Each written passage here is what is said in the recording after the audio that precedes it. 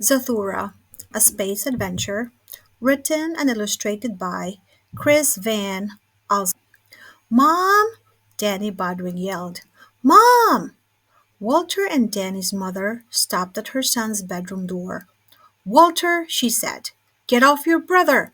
Honestly, if you don't stop pulling on his nose like that, it will end up looking like an elephant's trunk. Oh, yeah? Said Walter. Then he'll need the ears to match. He let go of Danny's nose and grabbed his ears. Enough! Mrs. Budwing shouted. Danny started it. Look what he did, Walter yelled, picking up his walkie talkie. The antenna was dangling by a wire. See, he breaks everything. I'm sure he didn't mean to, Mrs. Budwin yelled. Was an accident, Danny mumbled. From downstairs, Mr. Budwin called to his wife. We're going to be late. Mrs. Budwin gave her sons a kiss goodbye. I set some dinner out in the kitchen. Dad and I shouldn't be too late. Can't you take him with you? Wa- Walter whined. After their parents left, Walter sat down in front of the television. Can me and you go out and play catch together? Danny asked. It's you and I, said Walter, not me and you. And the answer is no. But Danny really wanted to play. He threw Walter his hat, but Walter just ignored him. Then he tossed him a baseball and beamed him on the head. Walter jumped up. All right, you little fungus. Now you're really going to get it. Danny bolted out of the room, down the hall, and out of the front door, with Walter close behind. They ran into the park across the street, but Danny couldn't outrun his brother. Walter tackled him. I'm telling, Danny squealed as Walter got a grip on his nose and pulled. Then he let go. Hey, what's that? He said. Right next to the boys was a long, thin box resting against a tree. Walter got off his brother and picked it up. And it's just some dumb old game. Here, he said, poking Danny in the stomach with the box. It's for babies like you. He trotted off as Danny read the words on the box. Jumanji, a jungle adventure. Danny stuck the game under his arms and ran home after his brother. Back inside, Danny looked at the box. It was covered with pictures of jungle animals. He took out dice, some tokens, and a very plain game board. Walter was right. It was babyish game and probably boring too. Danny started to put it away, but discovered jammed tightly into the bottom of the box another board. He banged the box on the floor and out it popped. This board was more interesting. It showed flying saucers, rockets, and planets in outer space, with a path of colored squares leading from Earth to a purple planet called Zathura and back to Earth. Danny put a token on Earth, then rolled the dice. After he moved along the path, something surprising happened. A buzzing sound came from the board, and with a click, a small green card popped out of the edge right in front of him. He picked it up and read, Meteor showers, take evasive action. Hey, Walter, Danny started to say, what does evade when he was interrupted by a noise, rat-a-tat sound coming from the roof. Walter looked up from the television. Holy smoke, he said. Must be a hailstorm. It's not hail, shouted Danny, holding up the card. It's meteors. The noise grew louder, like 1,000 golf balls bouncing off the roof. The room got so dark. Walter turned on the lights. Then, kaboom! A rock from the size of a refrigerator fell through the ceiling and crushed the television. See, Danny said. I told you. Meteors. Walter stared at the hole in the ceiling. Okay, he agreed. Meteors. But how it got so dark so fast? Through the hole he could see what was left of his parents' bedroom. And beyond that, a black star-filled night. It looks like night up there. It's not night, said Danny. It's outer space. What are you talking about? Geez, outer space. Walter muttered as he went to the front door. We just lost track of time. It's night, that's all. He threw open the door and almost took a step outside before he realized there was no outside there anymore. At least, not the one he expected. See, said Danny, outer space. He led Walter back to the living room and showed him the Zathura game board and the card. Walter sat with his head in his hands, gazing at the path of colored squares that wound around the board and ended back at Earth. Looks like, said Danny, we keep on playing or we're up here forever. Great, Walter said. Up here with you forever. He took a deep breath, put a token on Earth, then rolled the dice and moved along the path. The board started buzzing, and click, a card popped out. He studied it silently, then tossed the card on the board. Danny leaned forward and read, the polarity on your gravity belt is reversed. I wondered what that means. He looked up, but Walter was gone. Walter, he called out. Up here, answered Walter. Danny looked up and saw his brother press against the ceiling. I've lost my gravity. That's not all you're going to lose, Danny said nervously, because he could see that Walter was being pulled slowly toward the hole in the ceiling and a lonely trip into outer space. Walter realized it too and started clawing at the ceiling, but he couldn't keep himself from moving closer and closer to the hole. Danny looked around. Lying next to the meteor was a cord from the shattered television. He tossed it to Walter, who knotted it tightly to his belt. Danny grabbed the end of the cord and tied his brother to the sofa. Danny rolled the dice and moved his token along the path. Click! Out popped another card. Your gyroscope is malfunctioning. Suddenly, the house tilted. Everything in the room slid to one side, and Danny got buried under a mountain of furniture. He slowly dug himself out, clutching the game, only to find that Walter was floating back toward the hole in the ceiling. Danny tied him to the sofa again and handed up the dice. Walter rolled and got his gravity back, dropping to the floor with a thud. Danny moved his piece and handed him his card.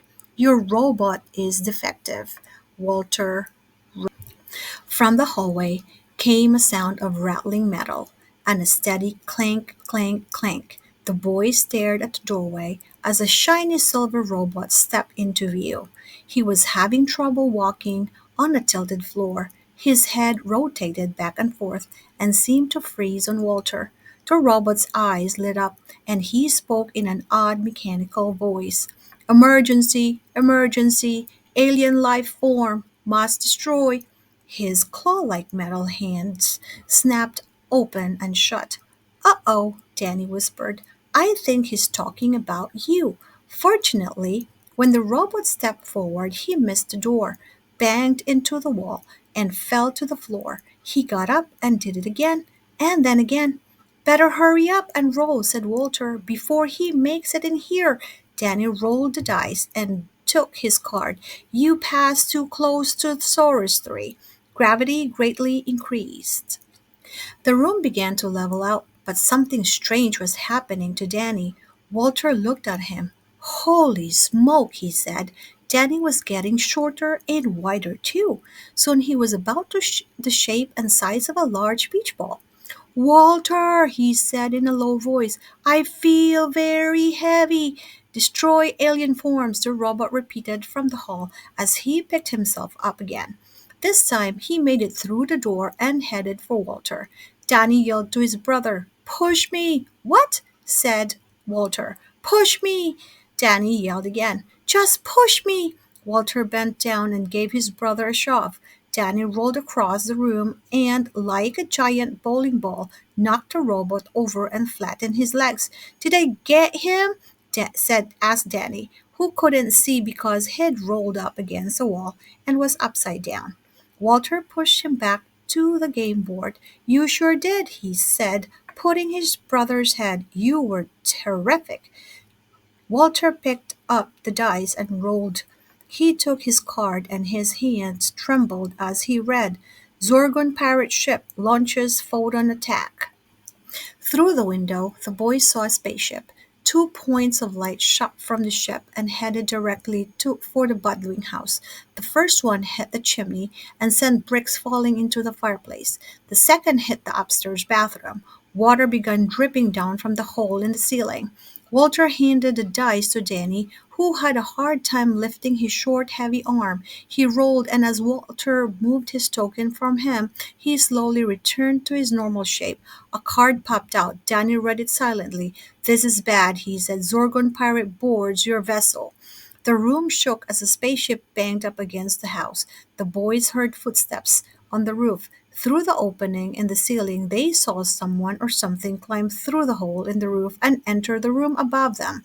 Danny and Walter moved to the hallway, standing behind the flattened robot. They held each other, too terrified to move. A humming sound came from their feet. They looked down and saw the robot's eyes light up. He lifted his head, fixed his eyes on the hole in the ceiling, and spoke. "Alien life form must destroy." His claw-like hands twitched, but he couldn't get up. Danny and Walter helped him to his feet. He staggered forward as the pirate's scaly tail and lizard-like legs swung down from the hole.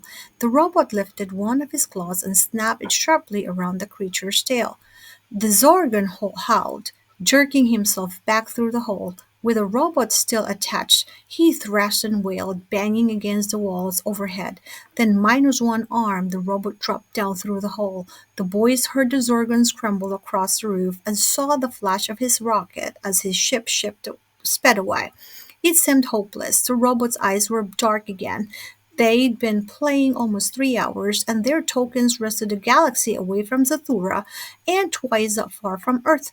"We're never going to make it," said Walter. "Sure we are," answered Danny. He handed the dice to his brother. "Me and you together, we can do it."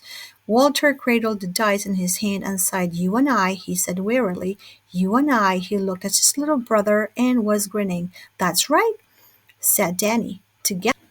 Walter rolled the dice, a 1 and a 2. He moved his token to the only black square on the board. The card popped out. "You have entered the black hole," Walter read. "Go back in time. 1 hour for one mark on the dice." He jumped out and looked around the room. "You see any black holes?" His brother pointed to the floor. A black spot was slowly spreading under Walter's feet, like a perfectly round puddle of ink. At first Walter thought he was sinking into it, but it was a hole that was rising. He tried to run but could not feel his feet. Then, as the hole rose higher, he couldn't feel his legs either. "What's going on?" he cried. Danny looked below and disliked the hole. "Walter," he said, "the bottom part of you is gone." As the hole rose higher and higher, there was less and less of Walter, until only his head remained. Danny tried to pull on the hole to save what was left of his brother, but his hands passed through the blackness as if it were made of smoke. His chin dropped on his closed chest and began to sob. "Danny," Walter called softly. Danny looked up his brother, floating head. "Danny," he began, "I never told you, but I—" And that was all he got to say, because the hole kept rising past his mouth, his nose, and finally right over the top of his head. Walter was completely swallowed up, floating in empty darkness. He closed his eyes as he began to spin, plunging head over heels through pitch-black space. Then thud, he landed hard on his knees. There was something in his arms, something wriggling around. He opened his eyes and found himself back in the park by his house. He had an arm wrapped tightly around Danny's neck and a hand gripping the boy's nose. "I'm telling," Danny squealed. Walter let go and fell back in the grass. He was dizzy, very dizzy. Danny jumped up and started to run, but stopped. "Hey," he said, "what's that?" He went to the tree and picked up a box resting against the trunk. He held the box out to Walter. "Look," he said, "it's some kind of a game." Walter grabbed it. "Hey, give it back," said Danny. His big brother got to his feet. "You don't want to play this," he said. "Trust me, I tried it once." He went over to the trash can and jammed it box deep inside. "Come on," he said. "I've got a better idea. Let's go play catch." Danny smiled. "You mean together, me and you?" Walter put his arm around his brother. Yeah, that's right, he said. Me and you together.